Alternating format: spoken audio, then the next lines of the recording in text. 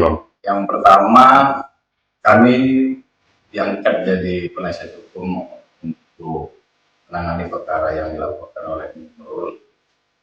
Ini merupakan dari unit PPPA Kabupaten Asahan. Kemudian terhadap laporan yang disampaikan Bu Nurul ke Polres Asahan, menurut yang kami pahami bahwa ada 3 terlapor yang dilaporkan, dan sampai hari ini menurut dari penyidik kepolisian Polres Asahan baru 1 orang yang ditetapkan menjadi tersangka, dan 2 lagi menurut kepolisian itu belum.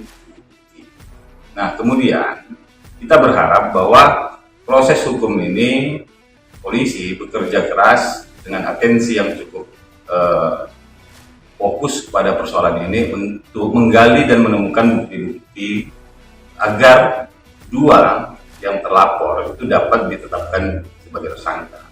Nah, sebagai penasihat hukum tentu kami akan mendorong pihak kepolisian ya untuk bekerja keras. Untuk kita akan berkoordinasi dengan penegak hukum lainnya, misalnya dengan jaksa, dan akan membantu polisi untuk menemukan bukti-bukti sehingga kedua yang terlapor itu dapat ditetapkan menjadi tersangka harapannya. Jadi apakah ada bukti baru Bang selain itu Bang? Setelah kami telusuri dan kami lakukan investigasi terhadap perkara ini, nampaknya kami telah menemukan, tetapi ini kan tidak bisa kami expose.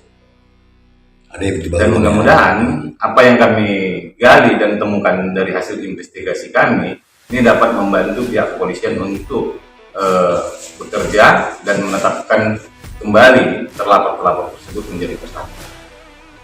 Terkait itu Bang, laporan daripada keluarga yang diduga yang sebagai yang belum tersangka, ya, kakek dan kan ibu itu kan dilaporkan ke PN Tanjung Balai. Nah, ternyata terhadap perkara yang dilaporkan oleh klien kami Bu Nurul ke kepolisian berdampak kepada adanya gugatan perbuatan melawan hukum ke Pengadilan Negeri Tanjung Balai.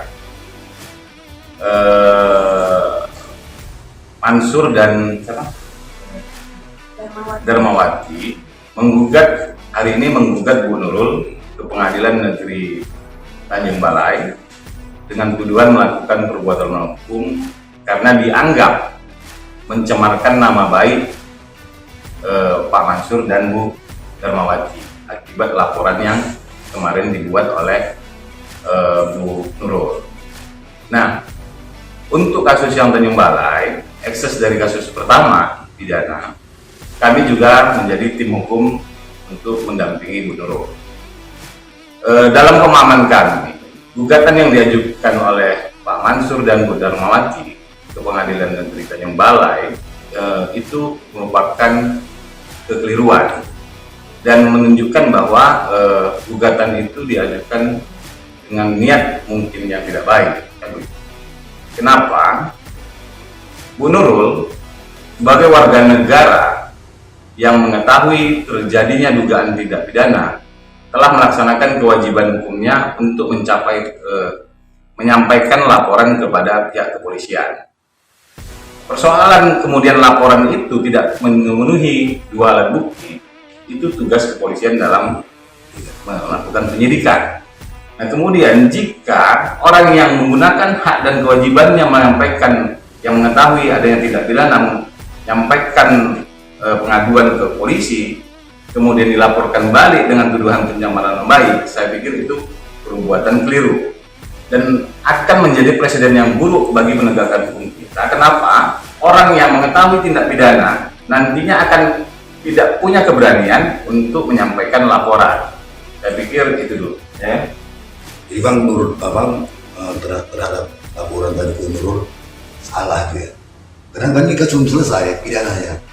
Ya, menurut kita itu keliru. Iya, belum selesai kan keliru. Muncul perdatanya gitu. Keliru. Kenapa? Karena Bu Nurul melaksanakan kewajibannya sebagai warga negara yang mengetahui adanya dugaan peristiwa pidana, kemudian menyampaikannya kepada penyidik kepolisian. Nah, terhadap itu, kalaulah kemudian Bu Nurul dituduh melakukan perbuatan melawan hukum, mencemarkan nama baik orang yang diduga tadi dilaporkan. Nah, ini akan berdampak hukum. Orang setiap warga negara yang mengetahui adanya peristiwa pidana nanti takut untuk melaporkan peristiwa pidana itu kepada pihak polisian.